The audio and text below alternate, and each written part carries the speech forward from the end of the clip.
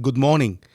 Today I'll share with you my um, take on the market in the months of November, and I will compare it with the months of October because it was just the months before rather than comparing it with last year. So, in terms of months of inventory, and I'll start with that because that it tells us what market are we in. Are we in a buyer's market or we are in a seller's market? So the months of inventory in the months of November is 3.95 months supply of homes compared to October 4.2. So what does that mean? It means that in October the market was more favorable towards the buyer. The buyer has more option for every one buyer. There were four properties to choose from. Now in November, for each buyer looking, there are 3.95. So a little bit less homes for the buyer. So it's a seller's market, but it's still more favorable to the buyer. So let's look at the sales. So the sales in November, there were 4,236 homes sold compared to October 4,646. So that's about 9% down in sales.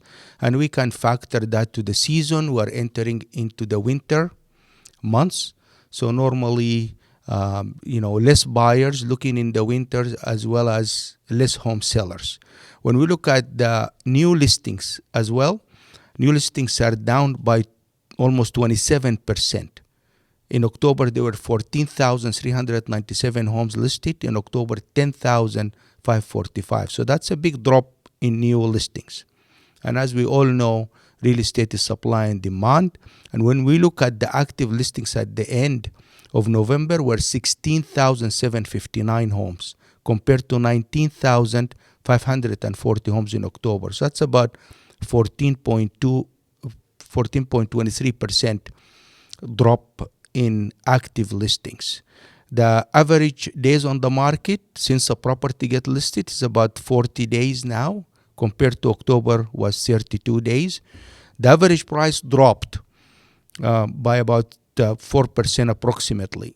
In November, 1,082,179, and in October was 1,125,928.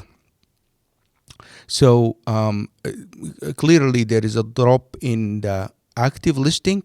The good news is that the Bank of Canada did increase the rate, but it's still the short-term rates, like the variable, is still high. The 2-year fixed is still high. The 5-year rate, I'm hearing 5.8. So the interest is still impacting the affordability and the ceiling of the amount of money a buyer can borrow. So these things are kind of like putting pressure on affordability and also putting pressure on price. But also prices are kind of holding, and they keep bouncing up a little and down a little.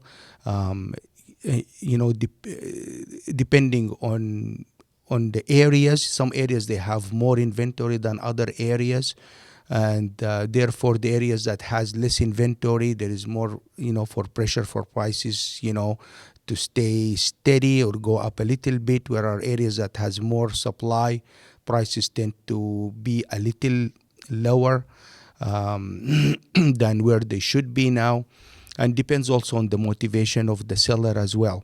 So as I mentioned in the past, real estate is supply and demand. If you are capable and ready to buy, I recommend that you buy, and as long as your aim is to hold the property 5-7 years.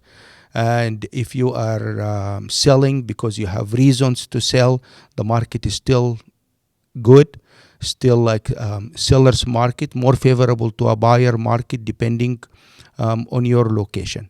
So if you have any questions about the market conditions in your specific neighborhood, I am just a call away. Give me a call, send me an email or a text. I'll be more than happy to give you a report for your property free of charge. And thank you for watching this report.